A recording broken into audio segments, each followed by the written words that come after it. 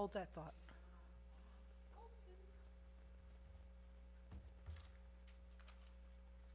Good evening. I'd like to call the meeting to order. Please rise for the pledge.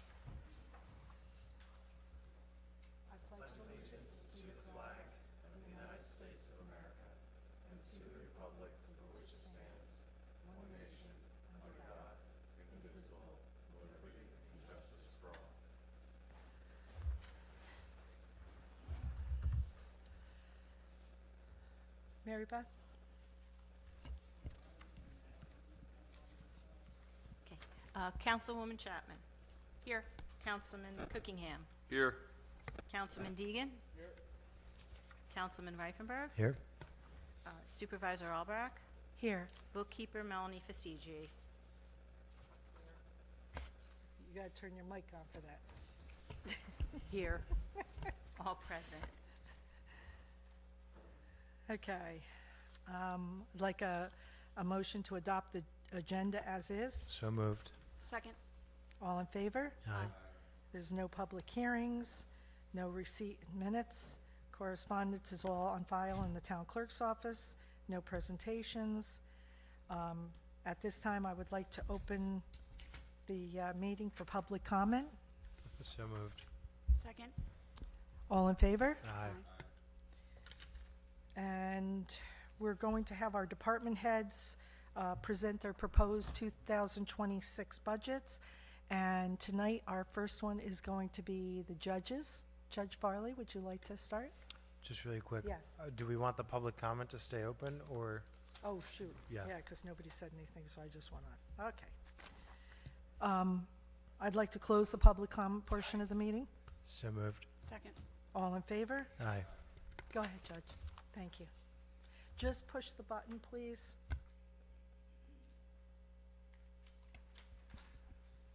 Hi, good evening, everybody. I'm Darren Fairley, one of your town justices. I don't believe Judge Battistoni could make it this evening. So I'll be- Mary, I'm sorry, excuse me 1 second. I have to hand out the budget to you first. Oh, okay. Go ahead.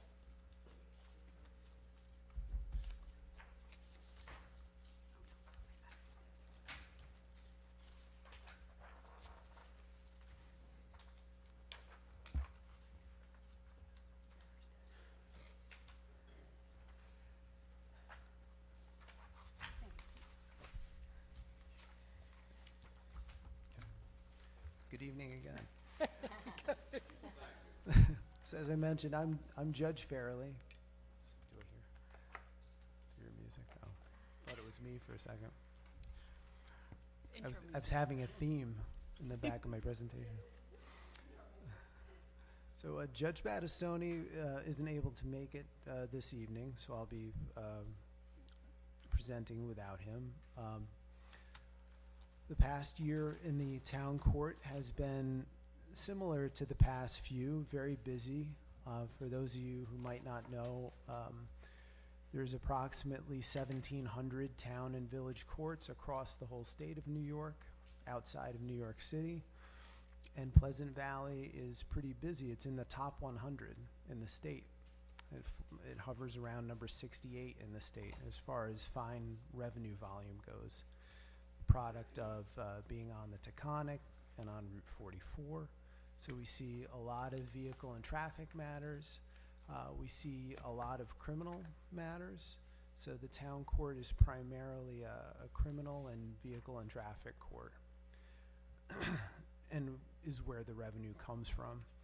A number of other things happen in the town court. All your local landlord-tenant matters, local municipal law code matters, and small claims up to $3,000.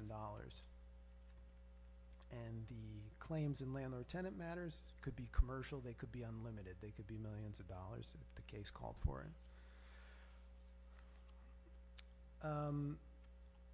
As far as the budget goes, I had proposed, or I had requested certain dollar figures, which were basically an approximate 4% increase from the previous year in the 2026 requested from departments line on the spreadsheet.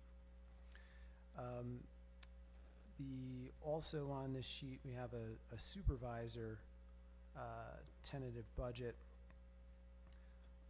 which was made upon suggestions from security regarding, basically in response to the new facility with greater security needs. And hopefully invite the supervisor to comment on that as well. But basically, that's the goings-on.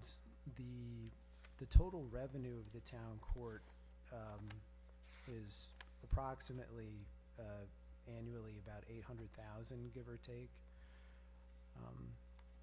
And it's remained relatively consistent the past few years. And I guess with that, I'd open it up to anybody who has any questions, and hopefully the supervisor can jump in if there's any questions about the supervisor tentative budget.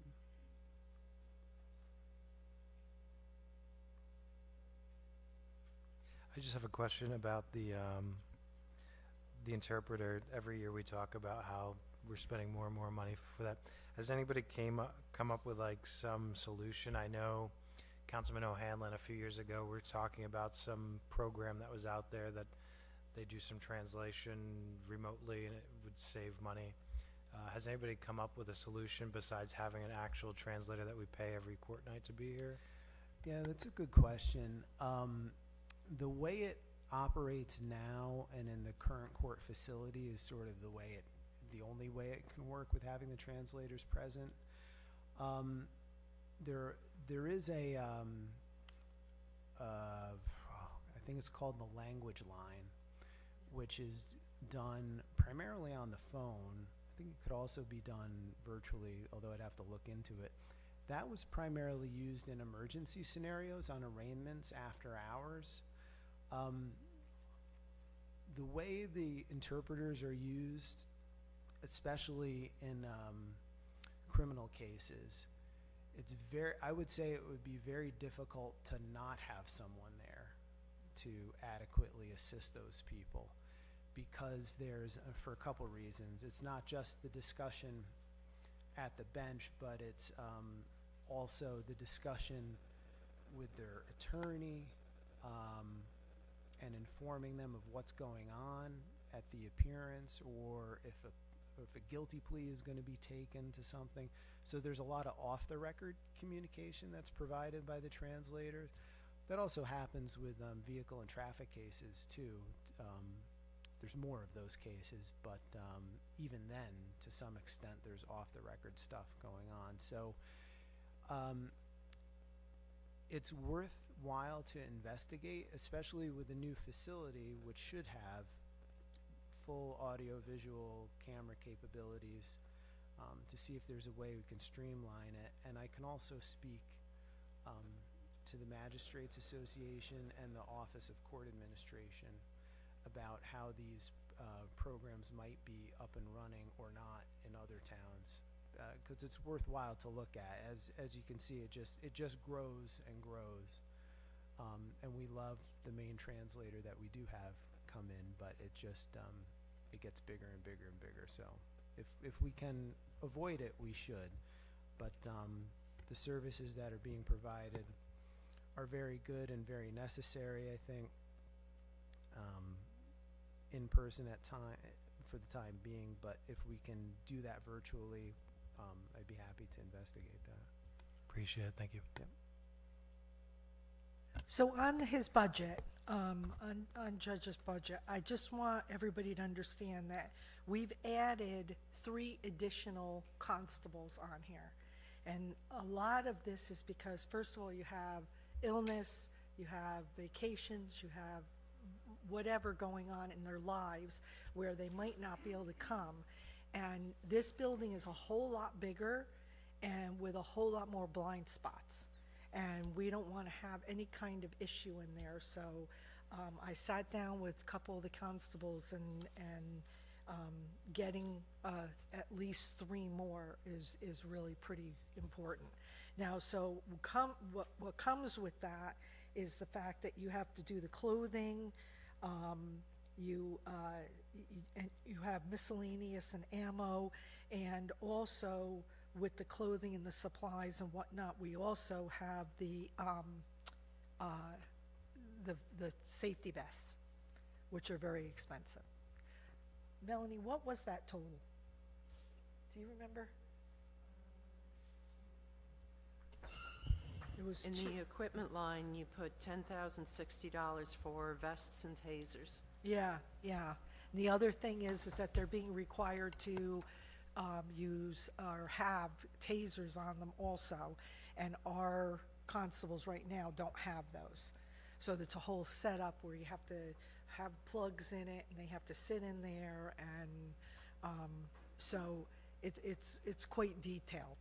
So also they have training that they have to go to every year also to be recertified. Is the training for the tasers, I'm guessing, is a separate training? Is that Yeah, that's- calculated for in here? The training is on there for both of them. Okay, yes. thank you. With the new town hall, are we thinking there's going to be more hours? What's the difference between Well, requested and supervisor? I'll tell you what happened is we didn't have them on for very many hours, and it's constantly going over, so it's just easier for us to put it down as 10 hours a week because we're not really sure how many of them are going to be needed on one given night. If you have 130, traffic night? Yeah, so our traffic nights, so I do court every Thursday evening. So if we've got 4 Thursdays in a month, every Thursday. Judge Battistoni does each Tuesday, and each of us has a main criminal calendar and a main vehicle and traffic calendar, and those are the 2 busiest nights of the month. So on a vehicle and traffic calendar, we may have anywhere from 100 to 120 cases come in, tickets come in. And on a criminal calendar,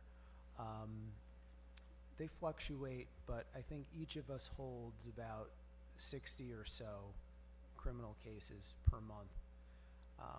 And then you get the extra folks come in between all the attorneys and this and that. So on those evenings, they're pretty long evenings. They'll go from 5:30 to 9:30 typically, sometimes longer if there's extra stuff or some hearings come up or something like that.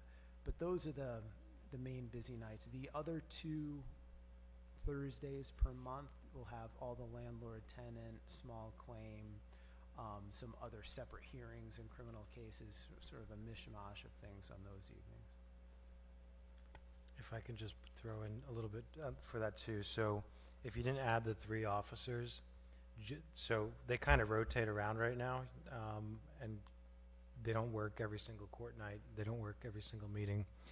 So just having more, they're required to have more officers with the new facilities. So the hours have to go up for the fact that they're going to have to work more.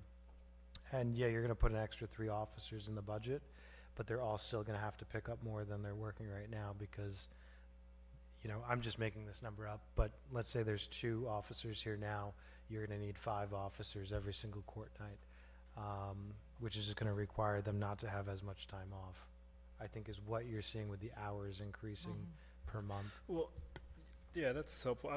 I'm just questioning the difference between the supervisor budget versus requested, right? So if let's just follow across like Odell, right? Budget was 7706 this year. Requested from department 8,000. Supervisor budget 13,300. Why is that? What's the jump from the 8 that they're requesting to the 13 that we're putting in for the budget? When did you put this worksheet together? Was it prior to going to the new facility or afterwards, or? I put, prior to any input about security, in the design of the facility, it worked a little bit with the town and helped get the Office of Court Administration involved. They actually will do a security analysis, but they typically wait until the facility's built so that they can see how it works when they come in and walk in. They might have something to say on how it should be manned. But the supervisor's tentative budget came from feedback from some of the existing officers about what they thought the needs were going to be, as well as, working with the supervisor and seeing, historically what the time they've spent has been. So every year that I've done a budget, I've basically, looked at the previous year, which basically looks to be a version of what's there up to, the previous budget year and then what you request for the next. So as far as the, as any amount of additional hours that have gone on, I've never been presented with that exactly as to what it's been, but that's what the supervisor's going off of, as I understand it. The requested, or the budget for this year requested, and the difference between the supervisors is 6 hours versus 10 hours. Okay. So that's pretty much what the difference is in the amounts. That answers my question. Yeah. Thank you. And Darren, in that, the 800K revenue, how much goes towards the town? There's about 20, now I have to look at it, we have records, it fluctuates month to month depending upon the type of fines Correct. that you collect, for what kind of ticket it is and that sort of thing.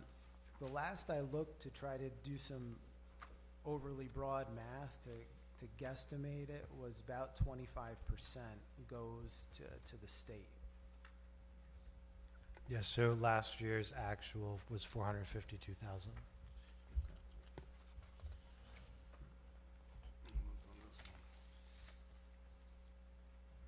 Thank you. Anybody have any other questions for Judge? Thank you. Thank you. Appreciate it. Thank you. Okay. Next up would be recreation.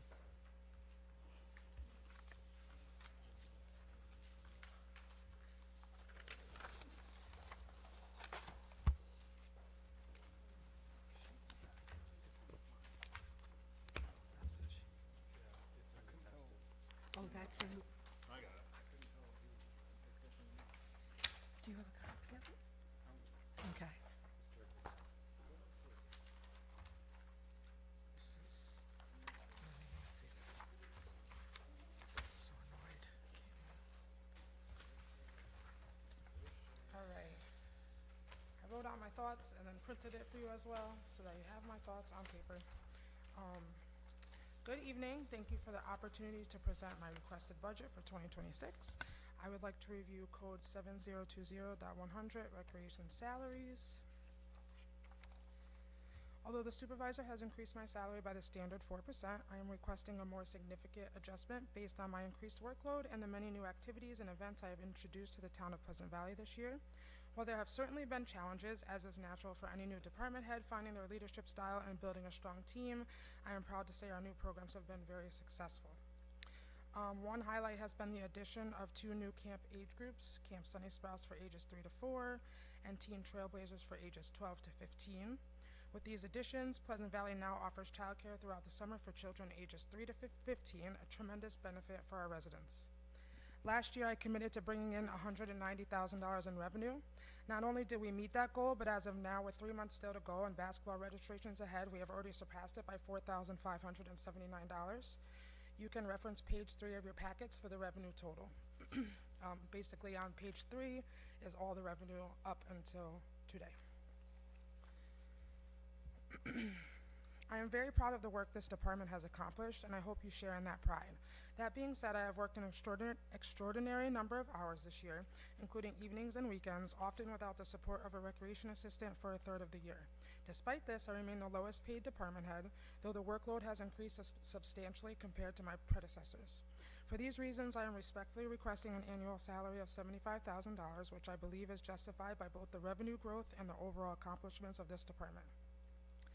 With regard to clerical staff, I am requesting that these positions be reclassified as recreation assistants.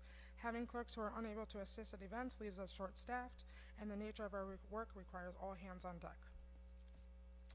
The 401 to 499 budget lines are straightforward, and I'm not requesting changes there. Turning to page 2. Just really quick. Yep. Is there any, would you mind if we went page by page? Yes. Just because it's gonna be very difficult to come So back we- and talk about, Sure, so do you want if the Any supervisor's questions? okay with that. Cause I like how you have it laid out, but to, yeah, it's gonna be difficult to then come back and Okay. like talk about all this stuff sure. again. So you want to do the first page? If that's okay with everybody. So I basically just went through the first page of the salaries and then not really requesting any changes in 401 to 499. So kind of straightforward for that one. So I just have, one so did you fill out the requested from the departments on this worksheet? Yes. Okay, I'm just curious, why didn't you put what you're requesting now as I your did. request? I don't know why it's different on here. So, okay, so the worksheet you put in had 75,000? Yes. Okay, thank you. You're welcome. Any other questions from the first page? All right. Turning to page 2, code 7140. This line includes 2 salary requests, one for Helen Aldrich Camp and one for Camp New Teaming. The requested amount for new teaming is $174,000, which reflects the needs for significant staff and leadership roles as well as lifeguards due to the camp size. This past year, we did not host county campers, which allowed us to open 150 additional paid camper spots, reducing the deficit we initially anticipated. We spent approximately $130,000 on staff this year, and for 2026, we are proposing an 8-week camp season instead of 6. While this increases staffing costs, it will also bring in additional revenue. You can find the detailed breakdown for 2026 on page, that says 45, page 4. If anybody wants to look at page 4, and if you have any questions, that's the breakdown.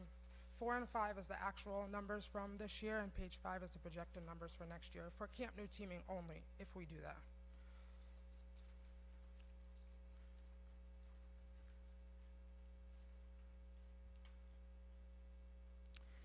If we are at New Teaming, we also propose a modest fee increase, which would help us project an $18,000 profit.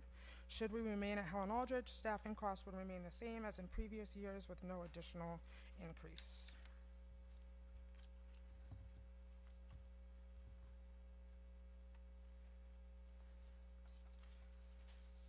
All right, next one. For referees and recreation assistants, I have requested $40,500. Referee fees are now included in payroll, covering January through April and August through December. Additionally, Arlington School District informed us that without proper hallway and door monitors, we could lose gym access. To address this, we now assign recreation assistants to practices and events, which has been very successful and well received by the district. This staffing model is also essential at our events, which I cannot run alone. Based on averages calculated with Melanie, we determined staffing costs for referees and recreation assistants to be approximately $36,000 annually, which I rounded up to $40,500 to ensure coverage. Any questions on that?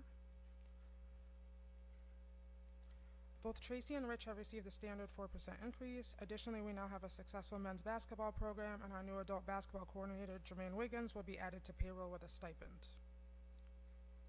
For the equipment line, I'm requesting $18,000 to begin replacing our aging soccer goals. The models Todd and I identified are approximately $8,000 each, durable, all-weather, and easy to transport. By replacing 2 per year, we will gradually phase in new goals across all fields. The insurance line remains unchanged. For food, I am requesting $8,000. This is basically for camp food. With 150 campers this year, our previous allocation of $5,500 was insufficient. However, as you know, the cost is offset by camper fees, so it balances out.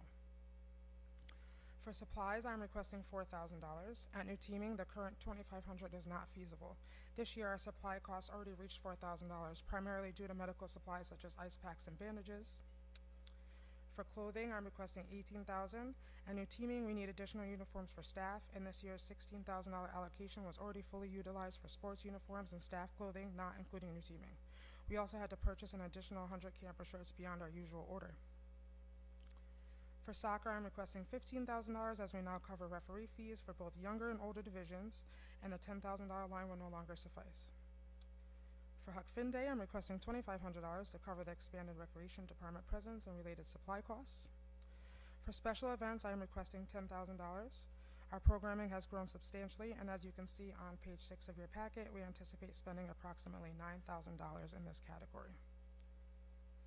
For camp trips, I am requesting $51,000 if we are at New Teaming and $40,000 if we remain at Helen Aldrich. The additional funding supports the expanded camp season and the continuation of Teen Trailblazers, which was very successful this year but carries higher trip costs. In summary, the 2026 budget request reflects the continued growth of our programs, the expansion of services to Pleasant Valley families, and our commitment to running safe, professional, and financially responsible recreation offerings. Thank you for your time and consideration.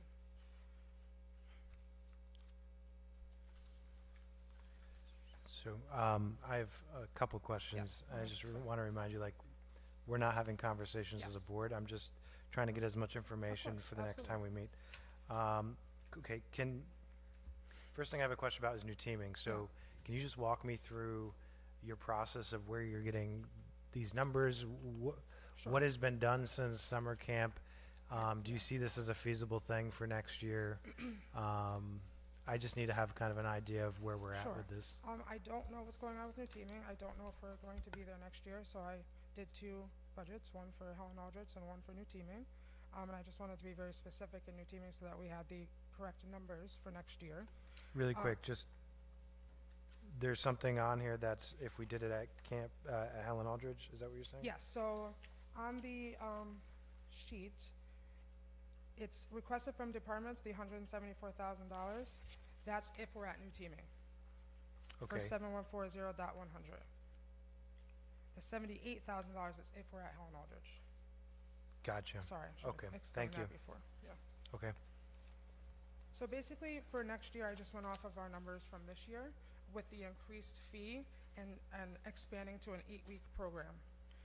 We had an average of 150 campers per session, and the revenue that we brought in this year was about $135,664.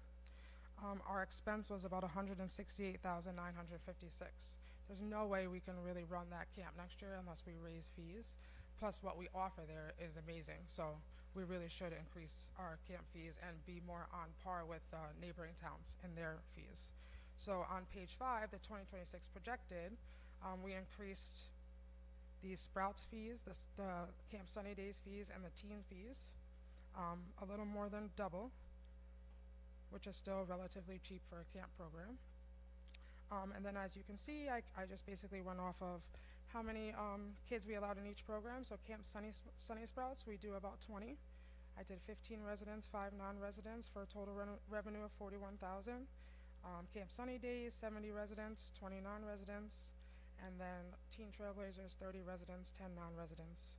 And then the camp trips, the revenue for that, and the camp food, which brings us to about $238,480 if we bring in the 150 kids per session, but I don't think that will be a problem because we're almost like turning kids away this year.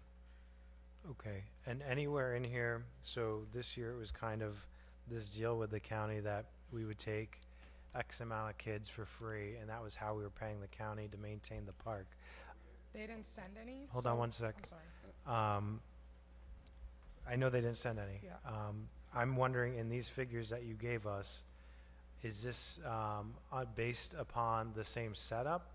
Or is, like, I don't see any expenses being paid to the county. So are these numbers based on us not taking any free county? Are you staffed just for paying Yes, participants? this would be for paying participants. I don't know what's going on with the county, so I can only base it off of what happened this year. I don't, Okay. yeah. So there's no expense in here of maintaining the park or paying the county to rent No, the park, no, correct? I don't know anything about Okay. that yet. Just Yep. making sure that I'm on the same Okay. page. Yep. And the other thing was, getting to the refs, you have the line for refs for basketball, door, and events. Yep. I was It trying to, should say refs and rec assistants. okay, so I'm just trying to understand, because you talked about refs under youth soccer, 454.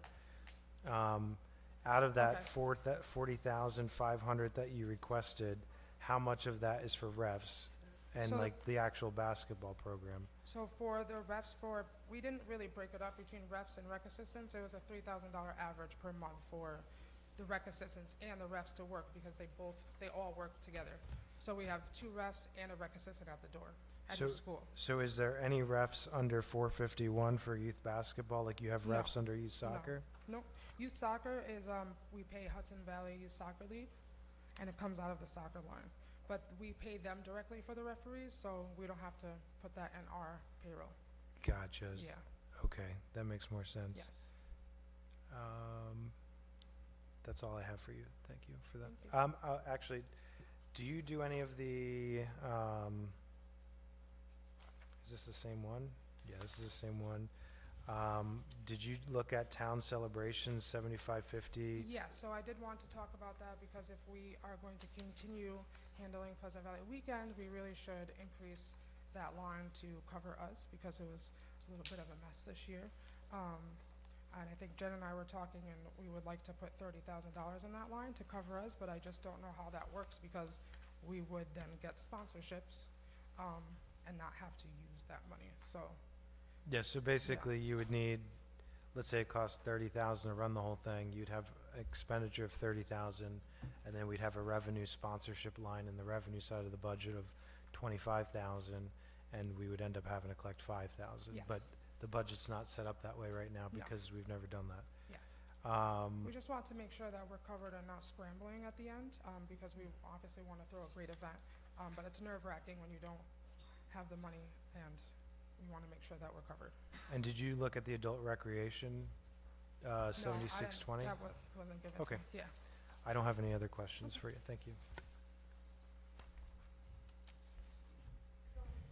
Well, at Camp New Teamy there, since they didn't send the 50 kids there, and then, so what was where the town actually broke out with what we actually took in revenue and then paid out?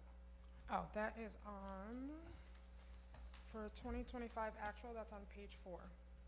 So the total revenue was 135,664, and the total expense was 168,956, so we were at a $33,292 deficit for this year. What was that again? Sorry. $33,292.89 So deficit around for this year. 33K to run it there. But if we increase fees next year, we should be fine, even with the additional staffing and everything. We were definitely short on staff this year, so we would have to increase staff by about 5 people. How many kids were actually in the first session?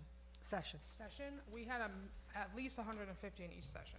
There were 100 a and couple wha- sessions. 100 and what? 150, at least 150 in each session. We had a couple sessions maybe where we were at like 154, 155, but it depended on what age group they were going into because we cut off Sunny Sprouts at a certain amount and we cut off Teen Trailblazers at a certain amount.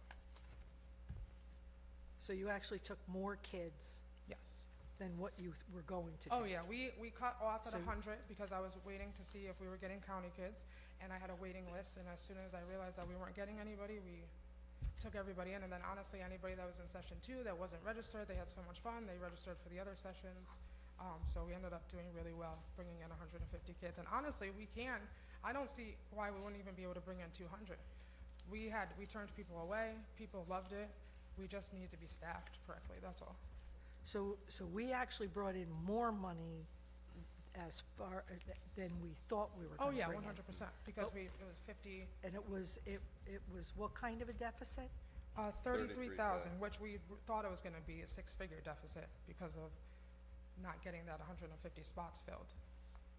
But we were But if able to you get. didn't have that 150 extra for each session, it would have been much higher than Right. 33,000. Oh, yeah, it would have been a 6-figure deficit, 100%. That's what we were anticipating, a 6-figure deficit.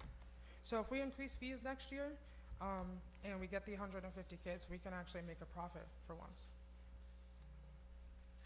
Now, with that said, for profit there, with all the other, like when I ran Arlington Hockey and that, and then we had our budgets and stuff, so what we, for ice time and everything, so when you break down your basketball, your soccer and that, we're breaking even by the time we do the refs, the fields, the equipment, and, No, so when I mean make a profit, for Camp New Teaming, we would make a profit. We don't make a profit in all of our other programs, but we shouldn't because we are a town that doesn't need to make profit. well, not But profit, but I at do- least breaking even, I'm not saying profit. With the new refs and rec assistants, it's close, but that's definitely caused us to spend more money. But it's good for the town because we were gonna lose the schools if we didn't do that.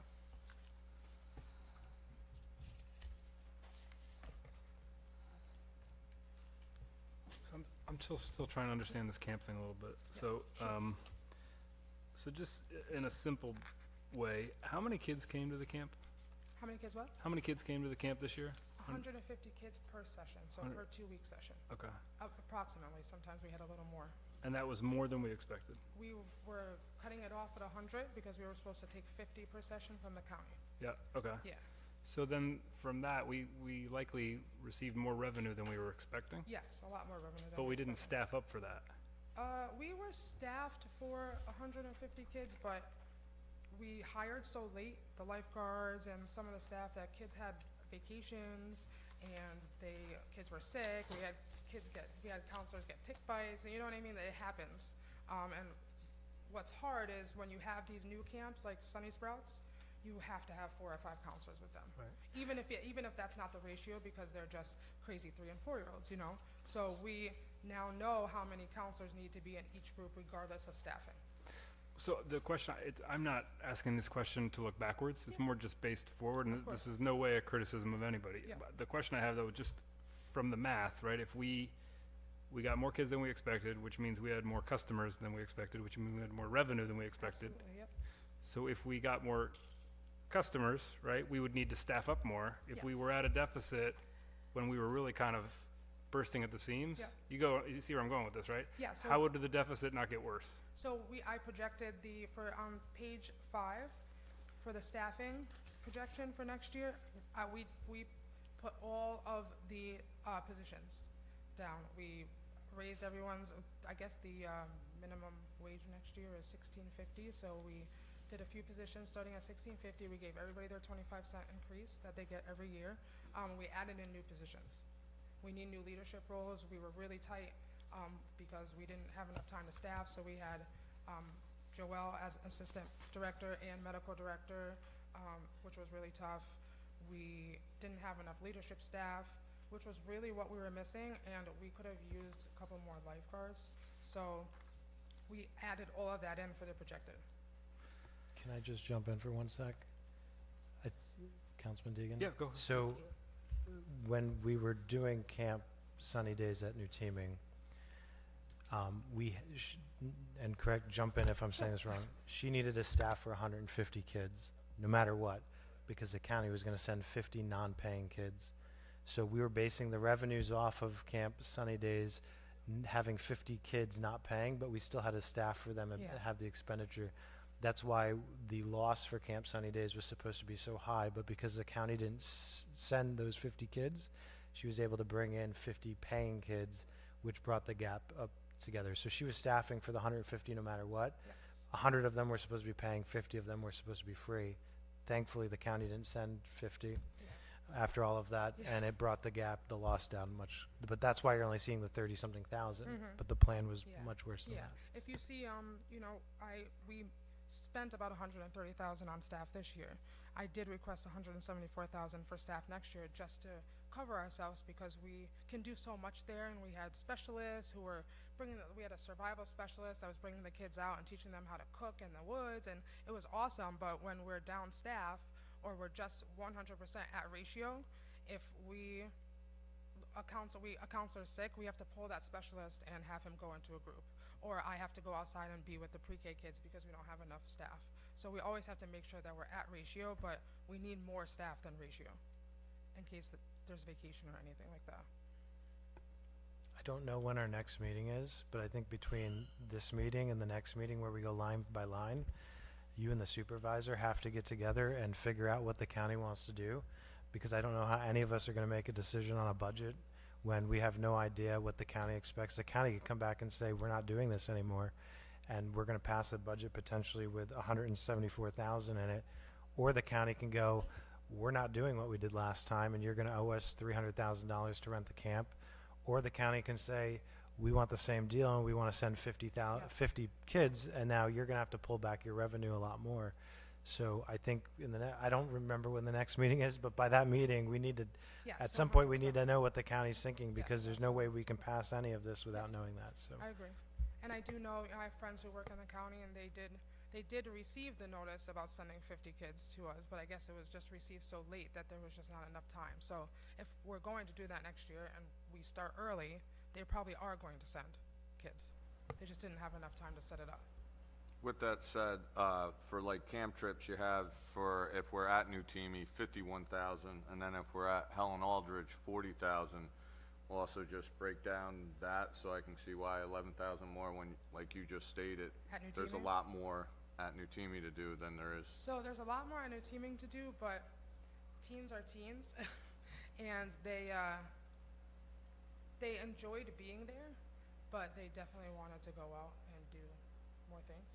Right, Um, but then I would just think they would be the same at either place, whether you're, Right, which I would line think are you there'd be looking even at? more at New Temy, or less at New Temy, but at Helen Aldridge, you're $11,000 Oh, more. so camps and arts, so it's camp, arts, crafts, trips. So if we're at New Teaming, we need more money for arts, crafts, all that. It's all together. If I misworded that, I'm sorry. But yeah, it's for all of that. It's everything for camp. Okay. We just spend more money there in general. Sorry, last one. So the big jump I see is Sprouts and Trailblazers. Is that the benefit of being at New Teaming? And if you already said this, sorry for making you repeat yourself, but that seems to be the lion's share of the $100,000 bump in revenue. Is it because of the benefit of New Teaming? You're going I from don't know. 12 to I'm gonna say if 41 we and go back- 18 to 90? If we go back to Helen Aldridge, I still think we'll get a good amount for, I think we'll still get the full busload for Teen Trailblazers. We're basically booked it by busload because we didn't want to book a second bus and only have 5 kids on that bus. So we can go up to about 40 kids for Teen Trailblazers. They're still going to go on their trips at Helen Aldridge. It's still going to be the same. I'm not sure about Camp Sunny Sprouts. I can't really say what's going to happen next year because they had so much fun at Camp New Teaming.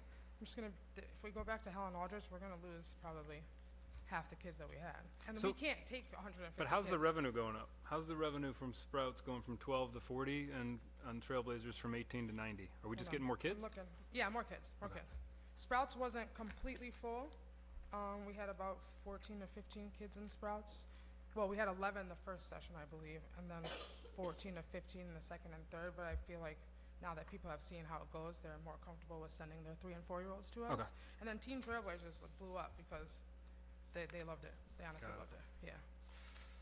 Well, thanks for laying it out like this, and thanks for putting page numbers on it. No problem. Anybody else have any other questions? Thank you so much. Thank you. Who's going next?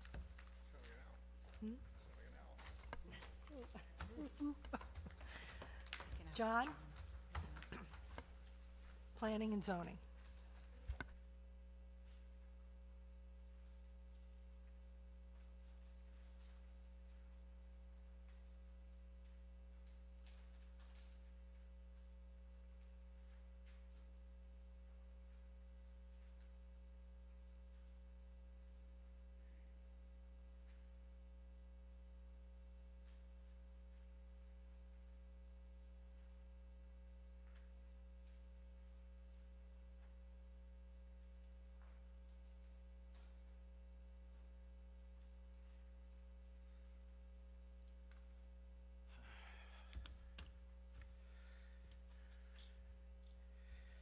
Good afternoon, everyone.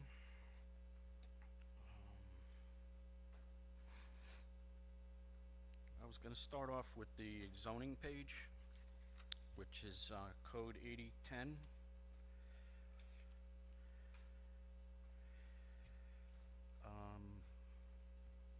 There was 2 changes to this, other than a few reductions, like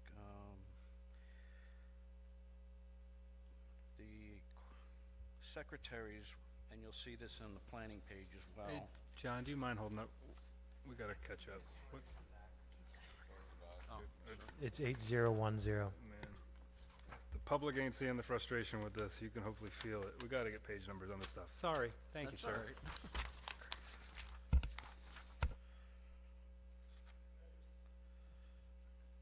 Okay. So you'll see this same thing for the planning page, that the two secretaries are both gonna be sent off for, I think it's 2 days, for training. It's overnight training, it's upstate New York. And that is gonna cost us, or them, the department, $740.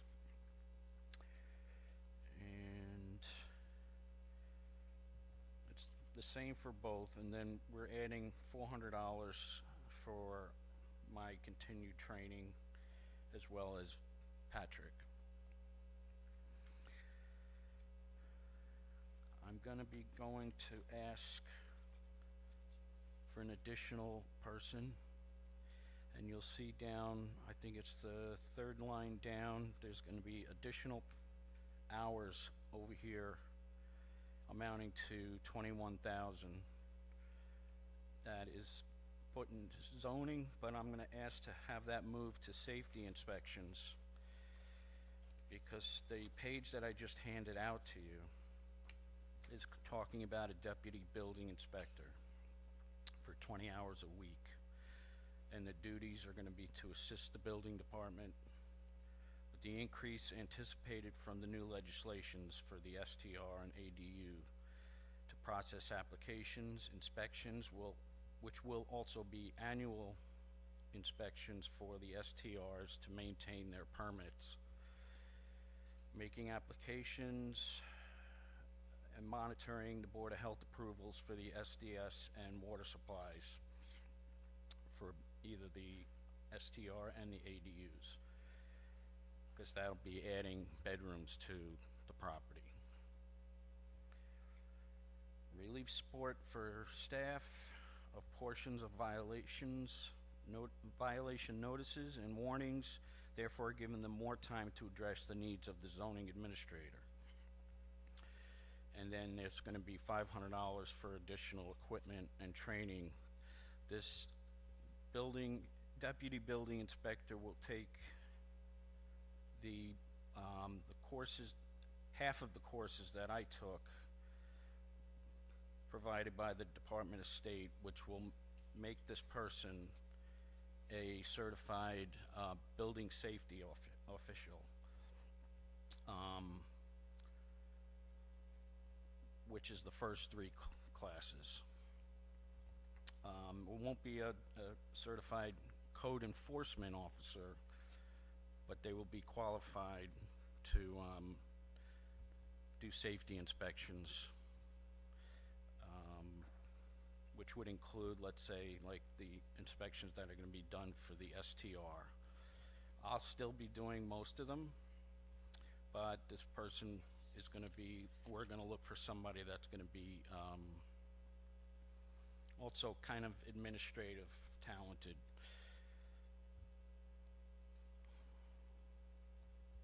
To relieve the 2 secretaries of some of that administrative work. So going back, so that line would get moved to safety inspections.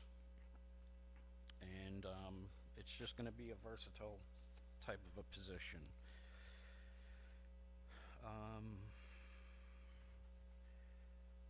So moving on to, so we had a reduction in miscellaneous from 400 to 200. Supplies, schools and conferences is the stuff that went up a little bit, which we already talked about. And turning to the next page, planning, code 8020.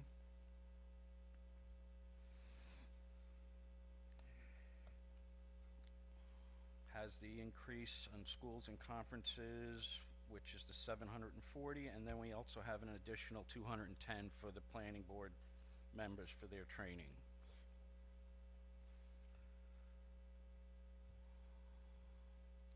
it's really not that much. And then jumping to safety inspections, which is 3620. We dropped schools and conferences, but I think I might ask that we go back to the same as this year, or we might be able to shift a little bit of training money around from the other two areas.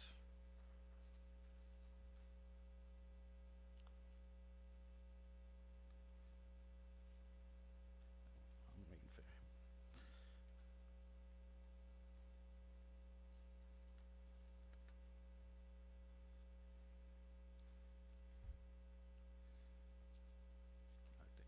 they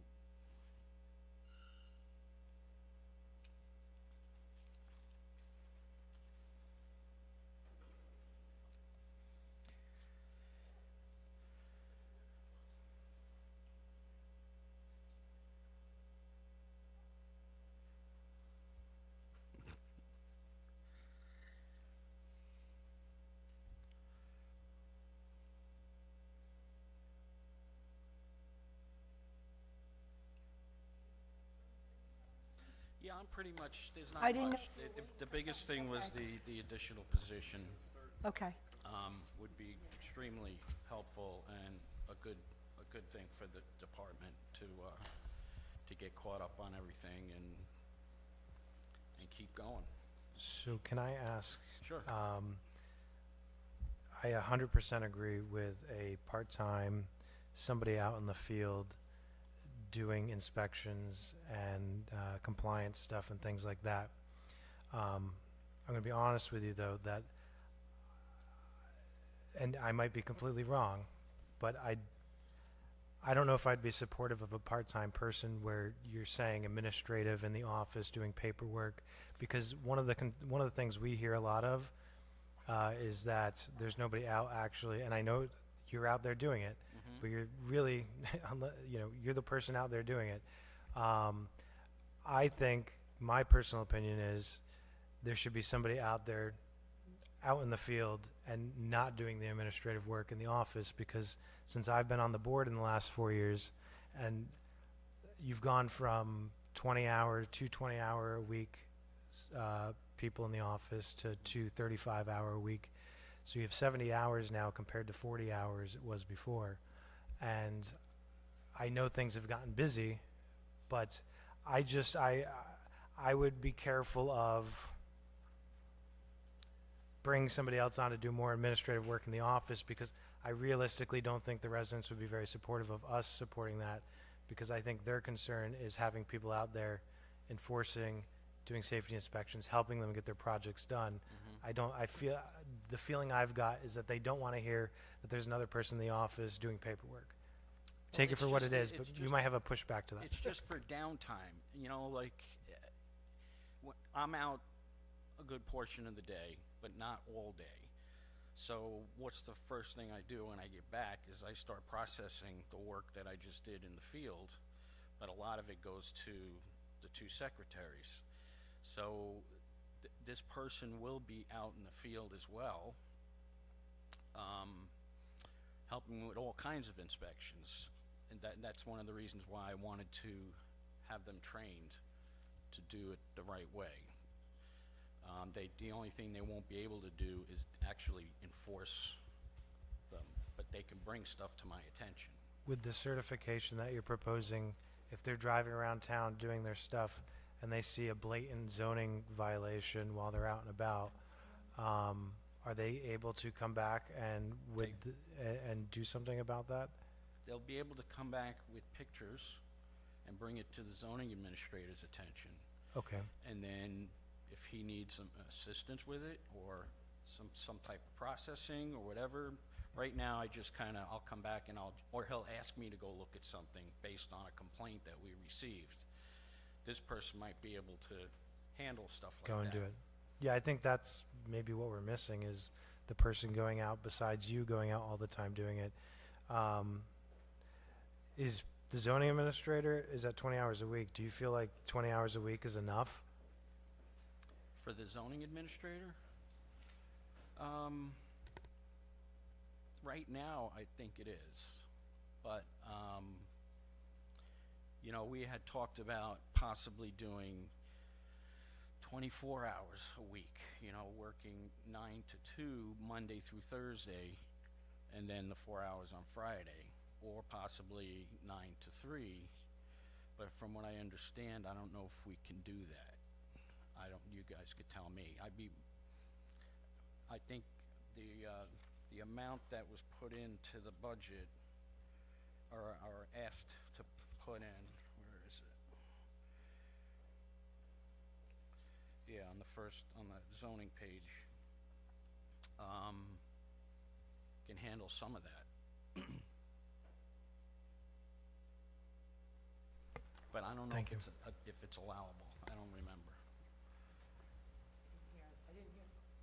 I'm sorry, I didn't hear that. No, I was saying our original plan was to possibly increase the zoning administrator from 20 to 24 or 28 to get him here until like 9 to 2 or 9 to 3 instead. But from what I understand, we can't do that. Well, Actually, we can do that. What's that? We can do that. We can increase his hours to 30 hours a week from 20. To 30, yes. Yeah, But doesn't that put it into No. full? no, I checked with the attorney. Oh, okay. Yeah, I would just rethink, maybe as a board, we have to talk about it, but I think that we definitely have to support your office with some of the extra stuff, but also I feel like you guys are constantly trying to play catch up of, you know, all the inspections and stuff, and you're realistically, there's 4 people in there, but you're realistically the only person going out and doing the inspections, so that's my concern, is that there's people that can go out and do some of the stuff that you're doing, because it will be a better service to the residents, because it's not going to be delayed, it's not going to, you know, they're not waiting around for somebody to get out there, so I think that's a conversation we need to have as a board, but also, you know, maybe between now and then, can our zoning administrator work more? Is he behind on stuff because he's only here 20 hours a week? I don't know. But I think that would be good for us to know by the next meeting, so we can talk that all out to kind of help support and all the new stuff, so. Okay. I mean, we discussed with the board and that, if we were thinking of doing like a deputy building inspector, you're saying they would be doing the process of applications and stuff like that for the STRs and ADUs?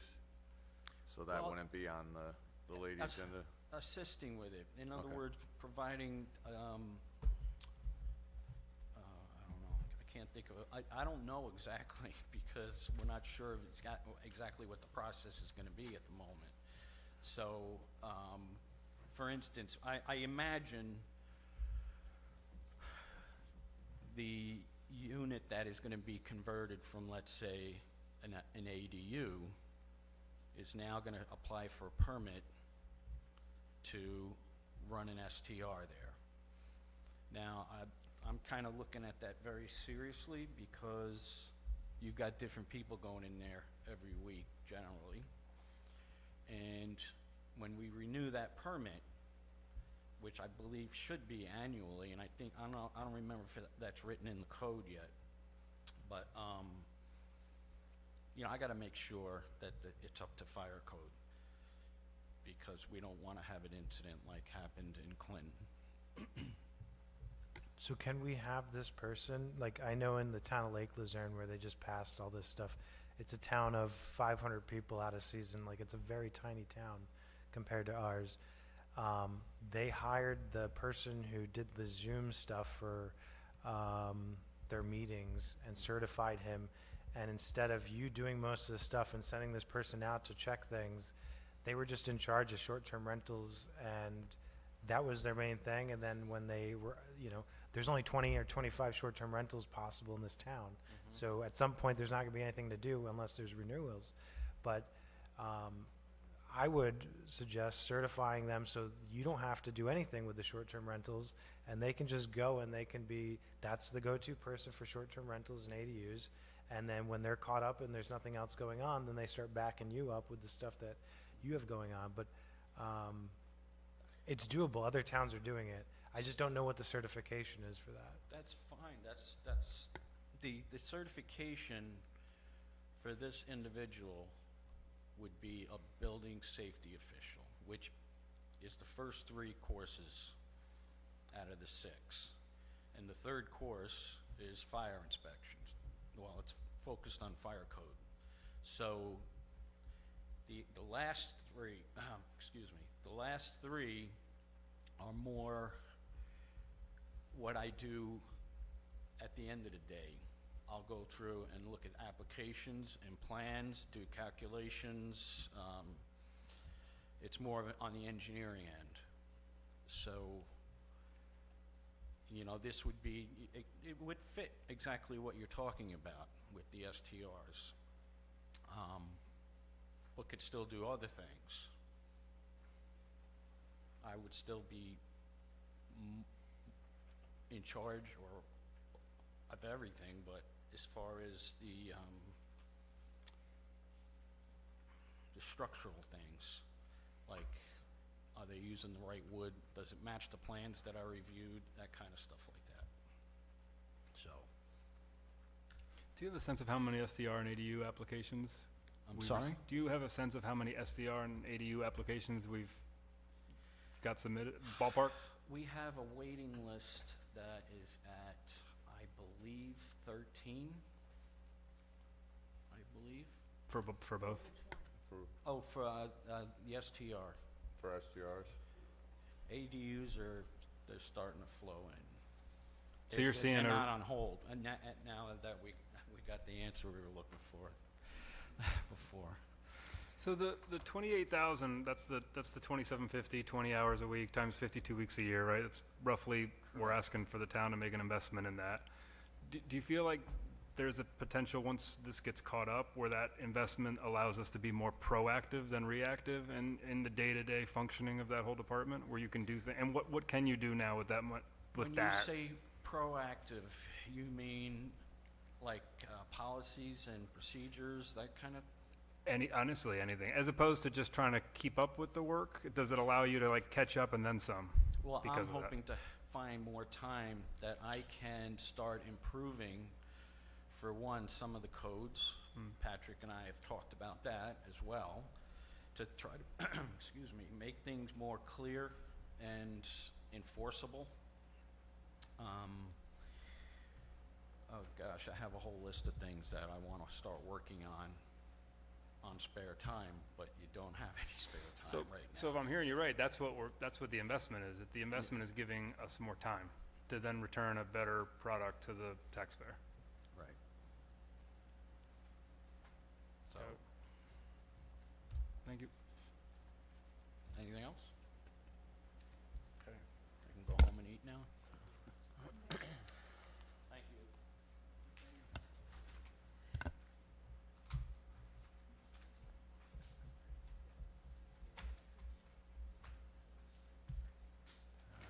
Todd, do you have a copy of the budget for? All right. Here, let me, I would love to hear from you just how everything's just, going and what I- you need from us. I, I would love to just hear how everything's going and what you need from the town Yeah. board. yeah. And you have You don't- 15 minutes. You don't don't have 3 really need to see this right now. Do you Mary? want to just let them know? Just, Judge Battistoni just wanted to say one thing to the town board. Pardon? Judge Judge Battistoni Battistoni wanted wants to to just just say say something one quick. thing to the Oh. town board. Okay, I didn't know that. Sorry.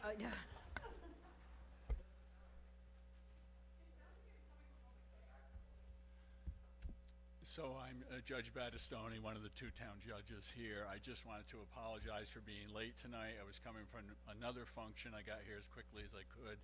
I understand you've already met with Judge Fairley. I don't have anything to add, but I did just want to say hi and sorry that I was late. All right. We appreciate you. Go right to the next guy. Have a good one. Thank you.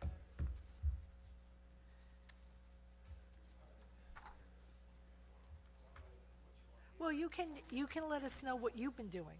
I mean, you've had a lot going on this summer. Yeah, definitely. No, just trying to get everything done that seems like it hasn't been done in a long time. Has been a lot with just me and Jason. I was thinking, can you hear it now? Hello? Testing? So, you know, I was thinking of possibly having a part-timer, but then this was a weird year with mowing every single week compared to last year where it burned out and you weren't. So I'm like still trying to juggle everything to see what else we could use and need and that kind of stuff. I did kind of propose maybe getting a small Kubota with a bucket and a York rake just to see, because depending where we go, I don't know if we're staying here, going to Helen Aldrich. I guess it depends where camp is. Okay, thank you. Okay. Yep. And but I was thinking with this machine, I can get materials delivered, and at any time that we have a moment, we can load up a truck and go. There was no mulching this year in any beds. Wasn't able to get any beds edged because I was trying to get everything else cleaned up. But with the small Kubota, with the, like I said, the bucket, I could do, you want a path at Baker Field, I guess, when you put that bathroom in. So, yeah, so, you know, I could do a lot of that work and get a lot of that work done ahead of time. With that machine, and with the York rake, you have Baker, Bauer, entrance and exit, and here, that if you get material, the York rake can then rake everything out, so you don't have to bother highway with these small jobs and stuff like that. So that would probably be the last kind of big purchase for a while, just to, if it happens. I'm not, you know, I've been doing without it.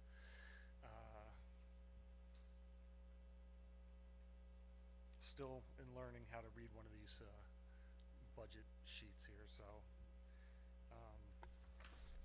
Can I ask you, just like with the equipment that you, so you were kind of the beginning of us taking the mowing and everything in,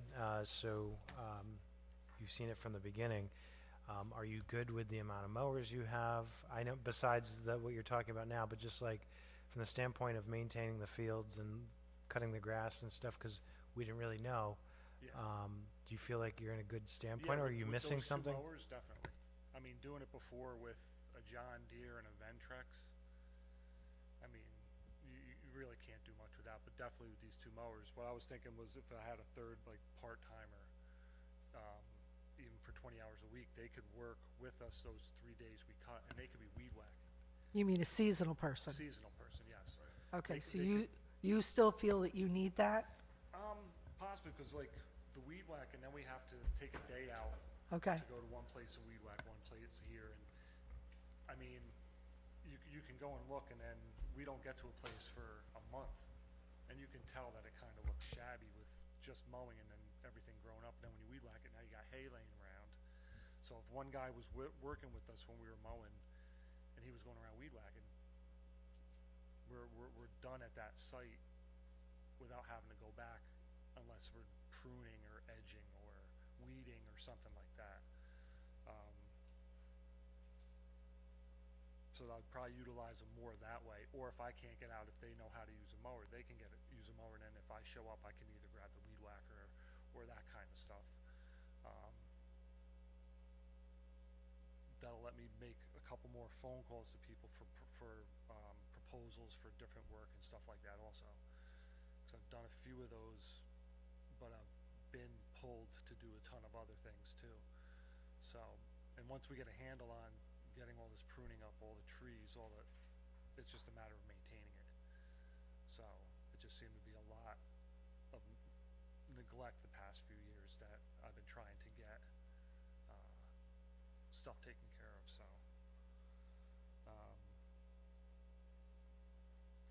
You should probably go over what you and I spoke about with the soccer fields at Bauer Oh, and what Bauer? to do with, how you want to, Yeah, I kinda wanted to Re- put a new glaze of real topsoil on there, cause I found out that it was only the stuff that was already dug up there. There was no fresh soil. And the complaint this year from soccer was there was rocks, stones. When we ride our mower on it, it's like a vibrator, you're vibrating the whole time, so you can feel where the little grooves from whatever York rake or something like that, it almost needs to be top dressed, thinned out, and then reseeded again.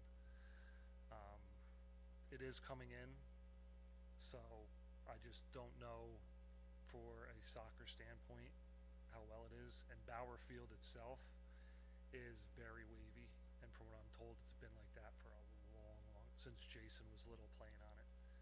It was always that kind of, which is why it was rolled this year. yeah.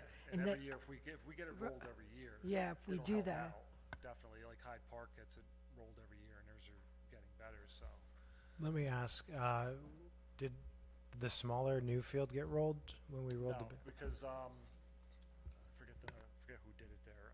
He said because it was new, you'd be afraid to go on it, Gleason, just because it was a new field. But I feel that I think Highway has a roller to do small blacktop jobs, that would be the one that you would have to use on there. You couldn't get their big monster on there. And now with the fence, they wouldn't be able to do much with that machine, so the smaller machine would probably help, definitely. And that might help other than, Yeah, because that was kind of the plan for that, was that all the fields up there were going to get rolled. Yeah. Because those little grooves you're talking about have been in there since it was put in. yeah. And that was kind of a known thing, so I was surprised to hear that. Yeah, I guess the price, from what I was told when I started, was only for the big field. Yeah, So it wasn't for the new little Well, field, so. maybe for the spring, if it's more like a mature yard now, It might help. It might be something. I know exactly what you're talking about, and that's Yeah. been the issue since the beginning. It was Okay. supposed to be rolled. Like I said, I was thrown into it, so that when I was Yeah. looking at it, and I'm like, man, this is just bad with the rocks.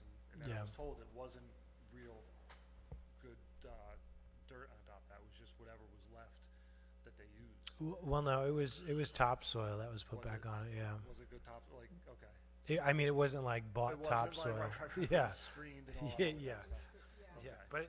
but it wasn't just like the fill that was there. There's Okay. topsoil in there because they were required to put the topsoil a certain depth so the grass would grow and all that Okay. stuff. But yeah, it needs to be It seems like flattened the out. grass is growing better on the backside when it goes down Mhm. compared to right Yeah. on the top there, but. Well, I think it gets back to the seeding that they did and all Yeah. that too. But I have to say that I have looked at this stuff for many years, and this year, I see a significant change. The mill site, Bauer, all of our places here, right out in front of this place. I've never, ever seen anybody cut those limbs off the bottom of the trees. I know you did that because you're so tall, but it doesn't matter. It just looks so much nicer, and there's no weeds in the bricks. I mean, it's been really a delight to have it look like this. That's why you guys hired me, right? Yeah, yeah, well, we've done that before too, honey.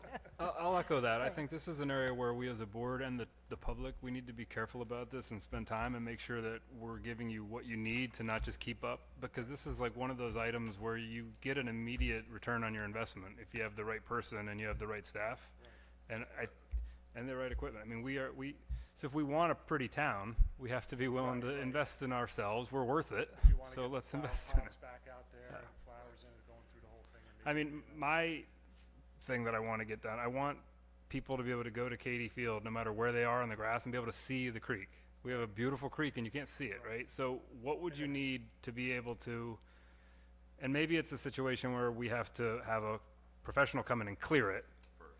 and then you maintain it. We do have the Ventrex with a brush hog and stuff to go down in there, and it's just a matter of time with two people. So what would you need to be able to maintain it? Could you maintain it right now, and what would we lose, and what would you If need to it be able to got all maintain it? cleaned up and then, yeah. Yeah. If it got all cleaned up and then was manageable, of course. You could maintain it as is right now with the existing staff? Oh, as is? As is. No. You'd need another person. Yeah. Yeah. I mean, that would definitely help. I mean, me and Jason can do it. But we'd And lose again, something it's- else. We'd lose you so- somewhere else though, at another site, right? Well, yeah, then that's the other thing too, if that works out. Yep. You mean, wait a minute, I think you're on different levels here. You mean to like take us down and get it clear, you would need help.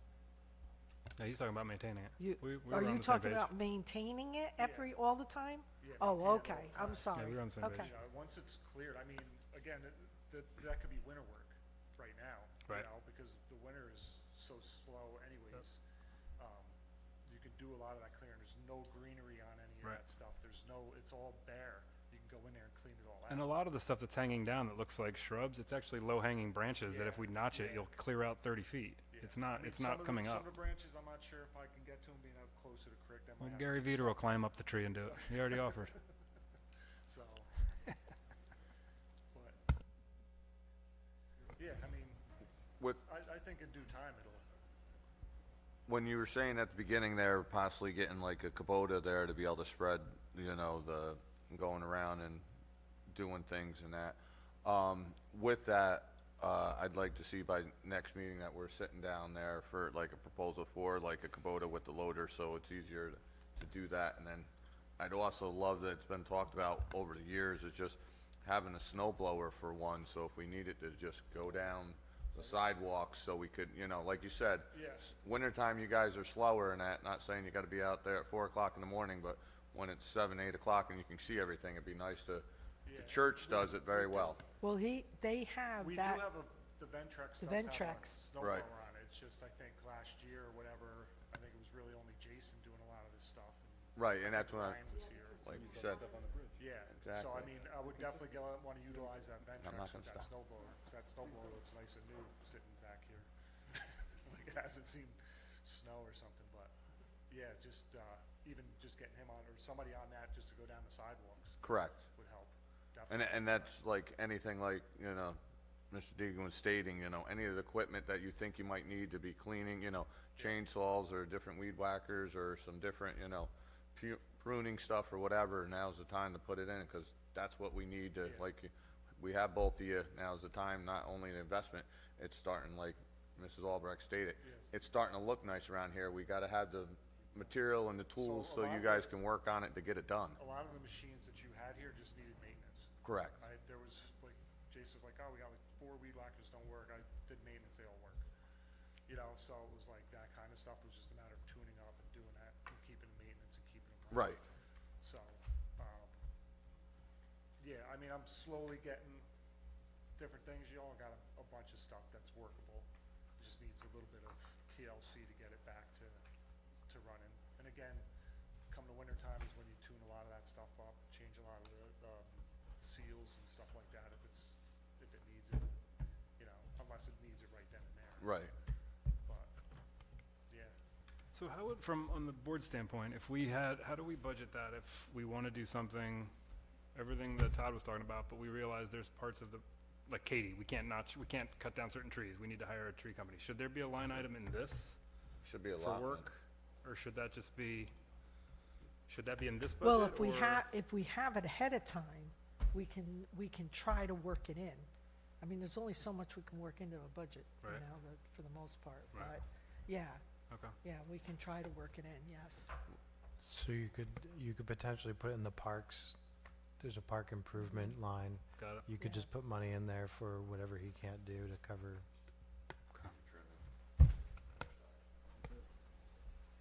Thank you. Can I have my paper? If you don't have it, I'll give you another one. Thanks, Todd. I was like not expecting it, but thank you, appreciate it. Thanks. I do have to run, so. Okay. Are we on to the last clerk? Okay. Pardon?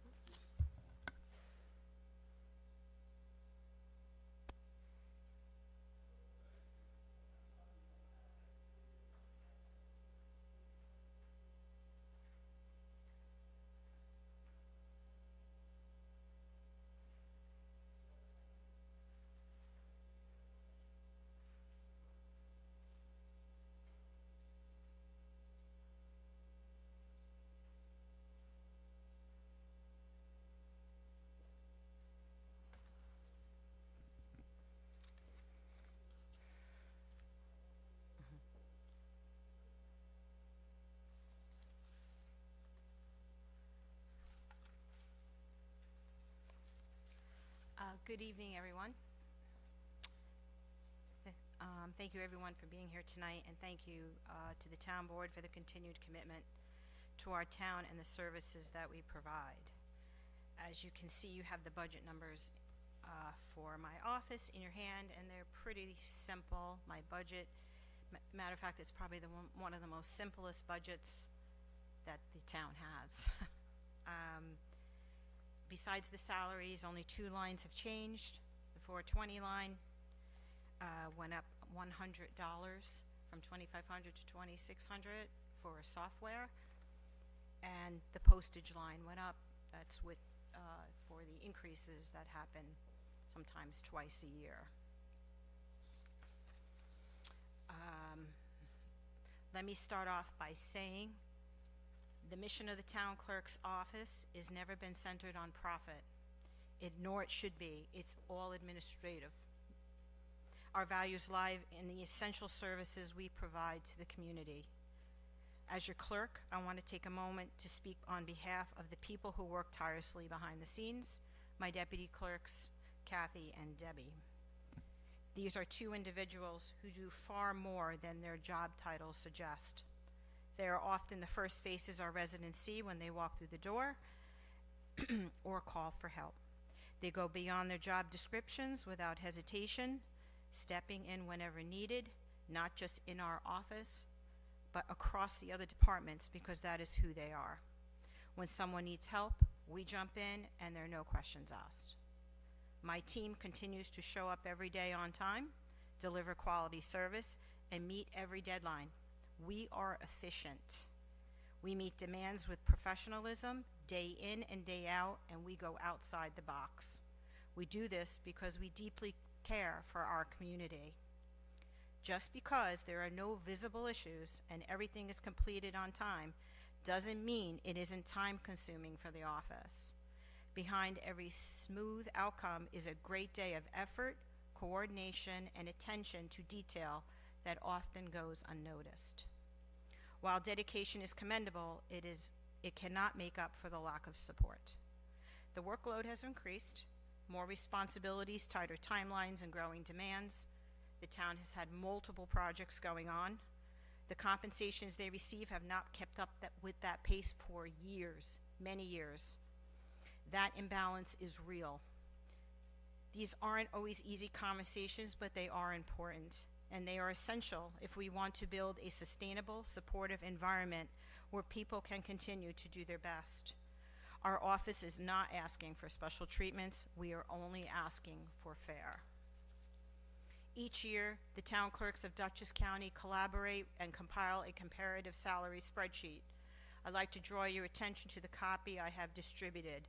This document provides valuable context as you review when you do your budget decisions, and frankly, it's astonishing.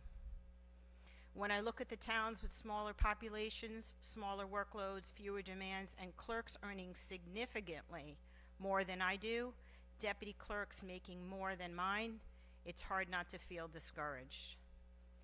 The reality is, this is not a 9-to-5 job. The responsibilities extend far beyond the regular office hours. I regularly work evenings and weekends, and when I am technically off, I am still connected, traveling with my laptop, responding to emails, and taking phone calls. This has gone on for years. It is a commitment that often blurs the line between work and personal time, something my family can certainly attest to. I'm not saying this to complain, I'm just saying this because this is reality. I give this job everything I have, and so do my deputies. But when we look at the salaries, we are forced to ask, what is the level of dedication not reflected in how we are valued? Our commitment is not in question, but our compensation and the support we receive should be.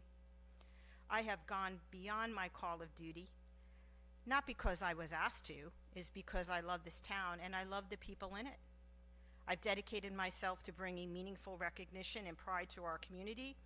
I've led the initiative to designate our town as a Purple Heart town, honoring the sacrifices of our veterans and spearheading the implementation of the Hometown Heroes banner program.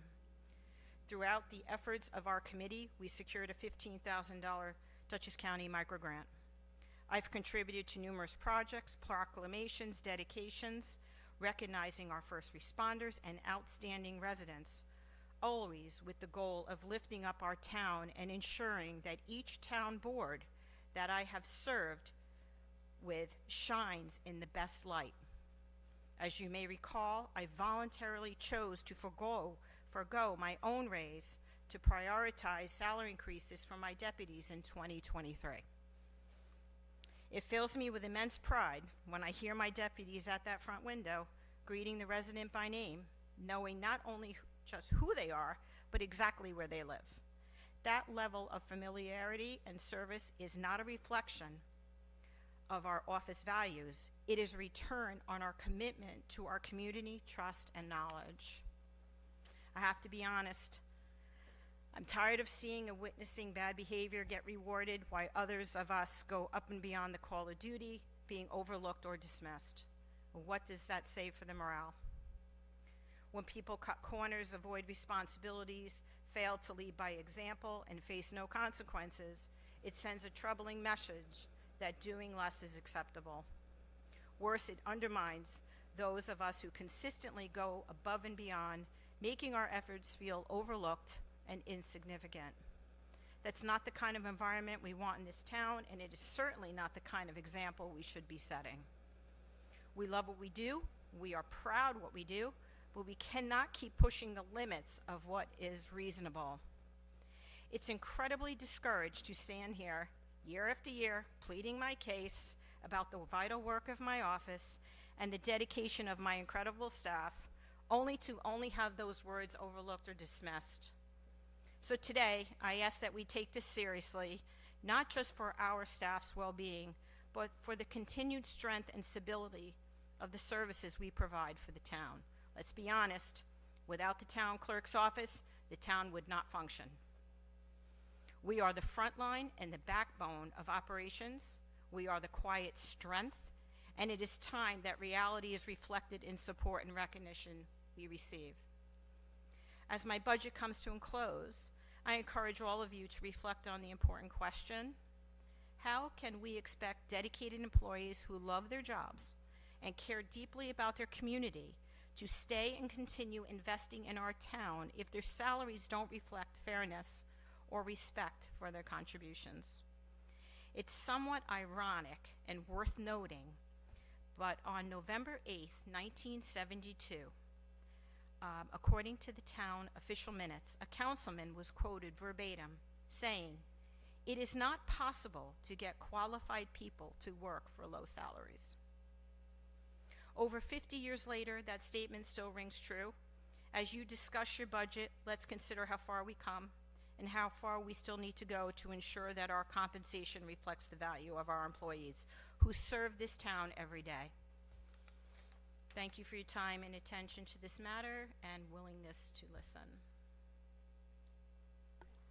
Yeah, just a couple questions. First off, thank you for what you guys do.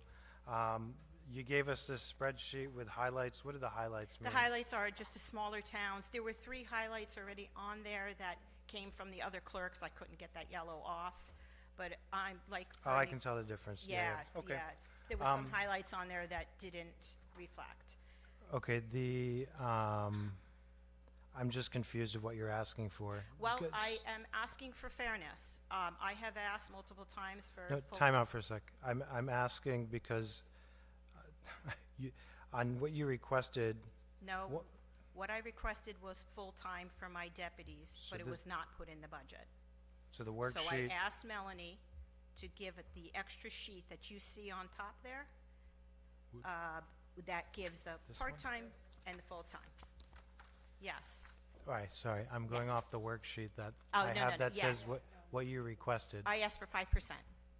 I asked for 5% across the board, but when I went in and spoke with Supervisor Albrecht and Melanie, I really wanted full-time. So that's what I was asking. Yes. I'm asking because I have 2 conflicting documents Yes, here. but- One says you requested only a 5% raise, No, I have requ- this. right. That's all I'm looking for clarification Yes, for. I am clarifying that. Okay, I just, like I said, I stand up here year after year, I say the same spiel, can and I I ask do you a nothing couple as more valid. questions? Sure. please? Okay. So when I go through some of these towns, Yes. first of all, like, I want to be very clear that I understand the amount of work that's done outside of being at town hall and the amount of money and whatever. I get it. So I just want you to understand that I get what you're saying, because I put a lot of time outside of here and a lot of time away from my kids. So I agree with you 100%, and you're preaching to the choir on that. When I'm looking at this, like, I feel like last year we kind of went through this, is you're asking for 2 full-time deputies, Yes, that's- okay? yes, So that's what I I have to would ask you, and I want you to give me an honest answer. When I look at these other towns that you've provided on here, the majority of these are a town clerk with 1 full-time deputy town clerk. So explain to me why the town of Pleasant Valley is different, where you need 2 full-time. That full-time was taken away from me. I'm asking you right now, why does the Michael- town of Pleasant Valley? Michael, I have asked you last year to come in to see what we do on an I know what everyday you do. basis. I'm asking Okay, I'm you. not gonna sit here and go apples to apples of every administrative thing that we do. I'm- We have had FOIL No, that's not what I'm increases. asking. You're asking me what makes me want to have my deputies That's full-time. not what I'm asking. You gave me a document Yes. with numbers on it. Yes, I'm going off of what you gave me. Yes, but So if I'm- you Can you also- let me finish for a sec? I'm asking you, using the facts that you gave me, Mm-hmm. which I'm not disputing, I'm asking you, all of the facts you gave me, Yep. most of these towns have a full-time clerk and a full-time deputy Mm-hmm. clerk. You're asking me to budget for a full-time clerk and 2 full-time deputy clerks. Yes. I'm not saying I'm against it, so relax, take a deep breath. I'm asking you to explain to me why I should be supportive of 2 full-time deputy clerks when your document supports that most other towns don't have that. but if you're looking at the documents, the main portion of I'm showing the documents, if you look at the town of Washington, look Correct. at the town of Yes. Washington above. There's 4,522 people in the town of Washington. Okay, She makes $71,000 as a clerk. okay. I'm asking about the deputy town Right. clerks. Right. But I'm also talking about my salary. I- Also, instead. I- These clerks go above and beyond I their get call that of you duty, Michael. It It doesn't matter. Listen, I'm trying to support what you're giving us, and you're Well- not helping.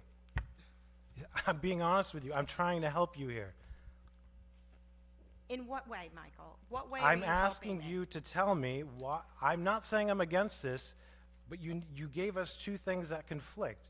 So, for example, Michael, my dream is to have my clerks full-time. I get that. But if that didn't work, because I know it's probably not going to, my clerks I asked for a 5% raise across the board. As you can see in there. Do you have a reason? Explain to me why you want 2 full-time clerks. That clerk right there. Yes. She has been here almost 14 years. Yes. She has seen people who are here less than her go full-time. I get that. She is here dedicated. She is here every day. She barely calls in sick. You're preaching to the choir. I'm going off of what you gave me to support your Yes, argument. Can I say something? Yeah. I think what he's trying to say is how can we as a board rationalize 2 when everybody else has 1? Right. Well, That's I've all I'm even trying asked to for one, and I understand. haven't even gotten that. Right, that's what I think I've he's asked trying for to. That's one all in I'm the trying to past. understand. So I'm not gonna discredit Debbie. I'm gonna Nobody's ask for two. asking you to do that. You know what, that you know it'll- what I understand? Nobody is asking you to do I that. think she thinks you're trying to say, choose which one you want. And That's not what right, I'm that's what I saying. think I've she's- asked very clearly. Yeah. You've supplied me facts that you believe are correct, which I agree with you are correct. And then you give me this asking for 2 full-time deputy clerks. I'm asking you, I'm not asking you to choose between either. I think they're both great people, but you need to convince me and explain to me why all of these other numbers, they're working off of 1 full-time deputy clerk, and you're asking for us to make 2 part-time people and give you 2 full-time. And I'm not discrediting any of the stuff that your office does, and it's not personal. Or we're just having a conversation of what you gave me. I'm just asking to understand where you're coming from. I'm not asking you to pick Kathy or Debbie or any of that. Well, you know what, Michael? I don't know what to do anymore. So, Nobody listens. So Nobody not listens. true. Here's Every the board difference. is the same thing. She knows, she's worked in the office. Every board is the same thing. Full-time was taken away. So here's the difference with Mary Beth's office. I've been in there. I've worked in there. Mary Beth's also the tax collector, is what we're forgetting. Correct, So, which, but Kathy does a lot of that. Not saying that Debbie doesn't, but I know what Kathy does. No, I know, Because I and couldn't do it.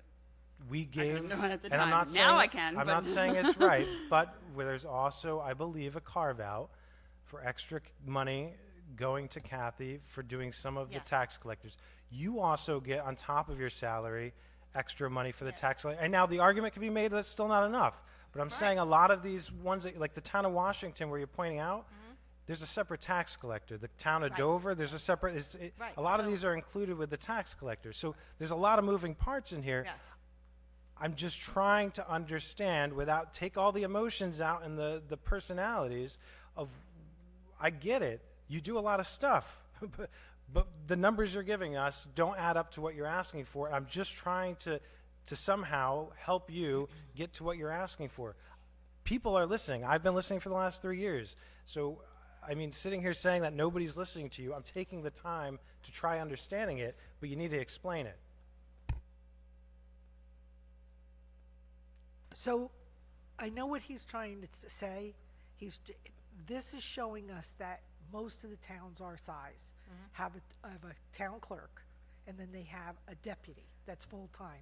So, But this goes back what to the old makes story us- of that position was taken away by Supervisor Figliosi. Yeah, but over and Okay, above that, can but- you just explain to him why you feel you need that extra person? That, another Okay. for full-time? You want me to go there? Website, administrative work, money local laws, all these projects coming in, daily responsibilities. Record retention has increased, FOILs have increased. Minutes have increased. Do you know by September 15th, there were 654 pages of minutes? Is anybody aware of that? So I here's mean, the where flag do I you- would make. where do you This think is this what you work should have comes started your, from? this is That's- what you should have that's started your where you should have presentation started, with. Mary Beth. Instead of getting all emotional and making this personal, Where this do you- is how you what make the I case wanted to you add to more do. people. Where do you think? We who don't does know, but this is when you work? start the presentation, We and are I take helping- offense to the fact that you Right. said this board That's- got the thing approved last year for the vacation time, correct? That's what I was Where trying you to were able to get get You're vacation being without very having to work for aggressive it? for no reason. We Like, have we're listened. trying to help you, and you're being very aggressive. But everything you just said And got you're my being very attention. negative, I'm hearing so- that and Very- listening. I think she's just being defensive. Yes. And there's no reason for it. We've helped you in the past. Not- I've gotten you Granicus to try helping and alleviating stuff. We've gotten the stuff to help to get Kathy more money for the tax collector stuff. Like, we're But when trying to you- help you, but like just the reaction you had just now, like he asked for specifics and you immediately blew up of like, well, here's the list of stuff. Like, we're trying to help you. But coming and being aggressive and this attitude for no reason when you're asking us to help you, and I'm asking very basic questions that should not be like a thing. It's not attitude, it's frustration. I get that, but It don't be is frustrated at me. frustrating. It's frustration. Last year, you pinned me also.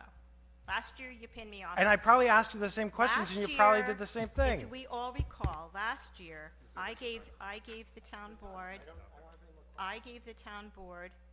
a help wanted ad from the town of Mylan for a deputy clerk. The deputy clerk's salary, there's 3,000 people. It was $26 an hour was the starting pay. So, I understand, but it's hard to help when you're not able to help us help you. So I have no more questions, unless anybody else does. Listen, I feel for her. I've been in that office, so I have always supported that, and you know that. it comes to a point where you stand up here, again, year after year after year. You don't know which way to go. You don't know what to say. You don't know which boards want. Personalities come into play sometimes that the supervisor or councilman hate you, and you get voted down, which has happened to me in the past. Between 2018, 2019, I lost $5,500 on my salary because the supervisor didn't like me. Okay, let's get real. I don't know which way to go anymore and which way to advocate for my staff that goes above the call of duty. I don't understand. but then you sit around and then you see behavior, and how do I justify that to my staff? Listen, So, I I mean, agree, they're it's very just committed. very Your frustrating. office is amazing, and It's I- very frustrating. Nobody And is my- arguing that. And my office, what? I said nobody is arguing against any of the stuff you're saying about that. Nobody is.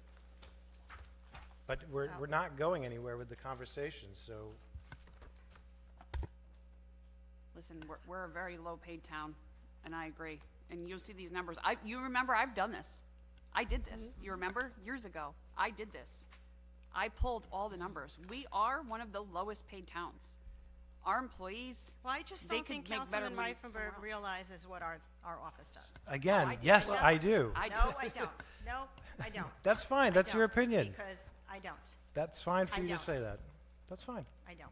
That's fine. And you want to know why I don't? Go ahead, say it. You want me to tell you? Go ahead. Okay, so the other night at Meet the Candidates night, Go ahead. okay? You gave yourself kudos to Councilman Deegan for the website. Do you Correct. know my deputy's been running, myself and my deputy have been running that website? Yes, you did- have. And right, and you did not say You have that been the running it. clerk's office has been running the website. You both gave each other Because that was kudos. not the question that was The asked. kudo was about It's social fine. media. If I have to give, Right, Michael. that's fine. So, let's call a spade here.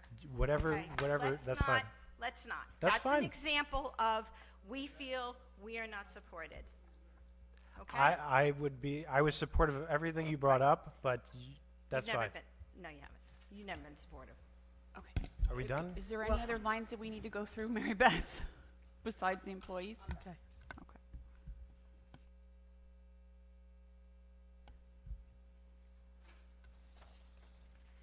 Okay. Next. There is no old business discussion, there's no resolutions, no items for special consideration.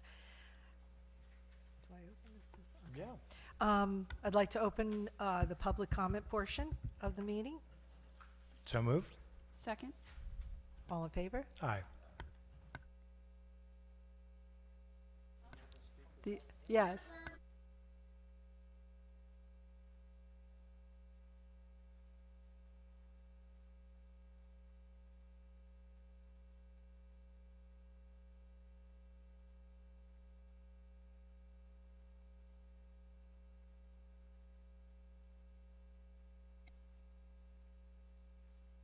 I did the first thing right.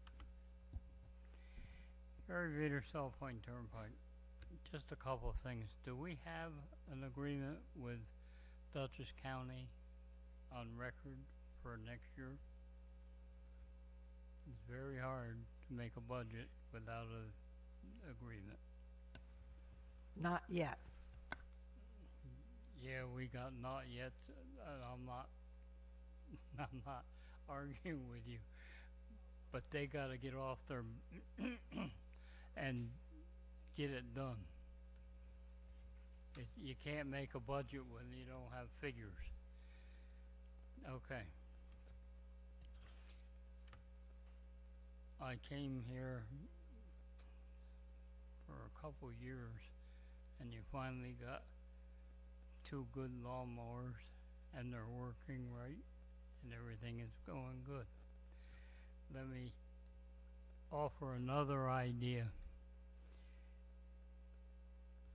When two things collide for time, it's hard to share.